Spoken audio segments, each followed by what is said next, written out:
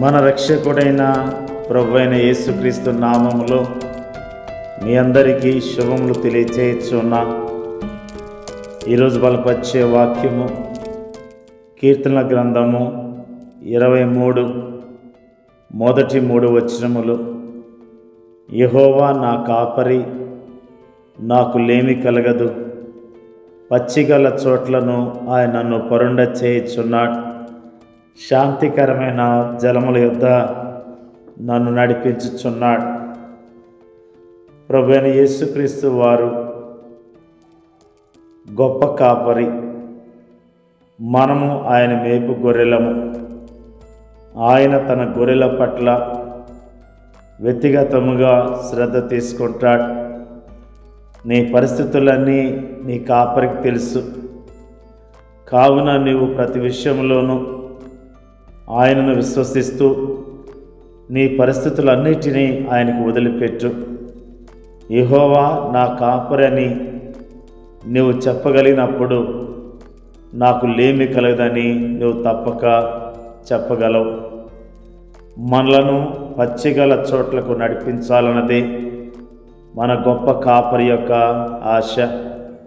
మందకు బయటను మందకు లోపలను ఉన్న శత్రువుల భయం నుండి భద్రత దొరకనంత వరకు ఒక గొర్రెకు విశ్రాంతి ఉండదు. మన ముందు నిరంతరము అనేక భయాలు పొంచుకొని ఉంటాయి. మన ఉద్యోగం ఎప్పుడు ఊడిపోతుందన్న భయం, భవిష్యత్తులో మన పిల్లలు ఏమైపోతారన్న భయం, మన కుటుంబంలోని వ్యాధిగ్రస్తులైన వ్యక్తుల గురించిన భయం. ఇలా చెప్పుకుంటూ పోతే ఎన్నో భయాలు మనల్ని నిరంతరము వేధిస్తూ ఉంటాయి. కానీ నిన్ను ఏమాత్రమును విడవను, నిన్ను ఎన్నడను ఎడబాయనని వాగ్దానం చేస్తున్న మన ప్రభువును మనం నిజముగా విశ్వసించినట్లయితే ఇలాంటి భయాలన్నీ మన మనసుల్లో నుండి తిరిగి చూడకుండా పారిపోతాయి.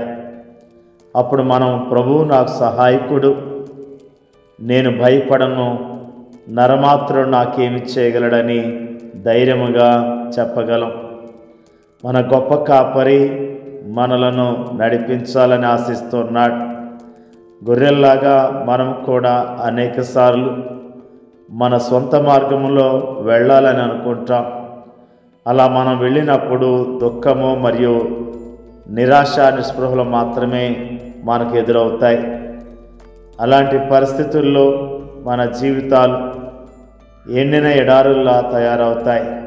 కానీ మనం ఆయన నడిపింపులో కొనసాగినప్పుడు శాంతికరమైన జలముల చెంత అన్న ప్రశాంతతను మనం అనుభవించి ఆనందించగలుగుతాం.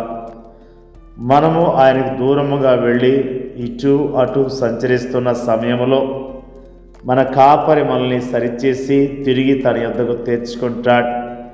ఈ సందర్భముగా ఆయన లేఖనాలను ఉపయోగించుకుంటాడు, లేదా వేరొక విశ్వాసి పరిచర్యను ఉపయోగించుకుంటాడు, లేదా మెల్లనైన తన స్వరాన్ని మనకు వినిపిస్తాడు. ఇలా మనం పదే పదే ప్రక్కకు వెళ్ళినప్పుడు మనలను తిరిగి సమకూర్చే పనిని ఆయన మళ్ళీ మళ్ళీ మన పట్ల జరిగిస్తూ ఉంటాడు.